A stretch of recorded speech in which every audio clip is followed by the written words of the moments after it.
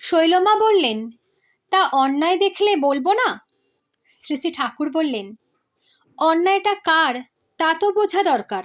এই বলে জিজ্ঞাসু দৃষ্টিতে শৈলমার দিকে অল্পক্ষণ চেয়ে থাকলেন। পরে আবার বললেন, কাউকে সেবায় সন্তুষ্ট করতে গেলে তার জন্য হাসি মুখে কিছুটা কষ্ট সহ্য করাই লাগে, কিন্তু সেবা দিতে গিয়ে যে কষ্ট, তাতে যদি মানুষটার ওপর বিরক্ত ও বীতশ্রদ্ধ হয়ে ওঠো, তাহলে সে সেবাকে সেবা মনে না হয়ে মনে হয় শাস্তি।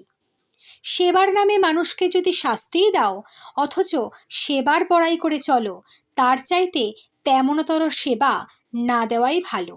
তাই দেখো, এত করেও তুমি একটা মানুষকেও আপন করতে পারোনি। সেবার অহংকার নিয়ে মানুষ যখন সেবা করে, তখন কাউকে আপন করে তুলতে পারে না। দরদ এবং শ্রদ্ধার সঙ্গে যদি সেবা করে, তাহলেই মানুষ আপন হয়।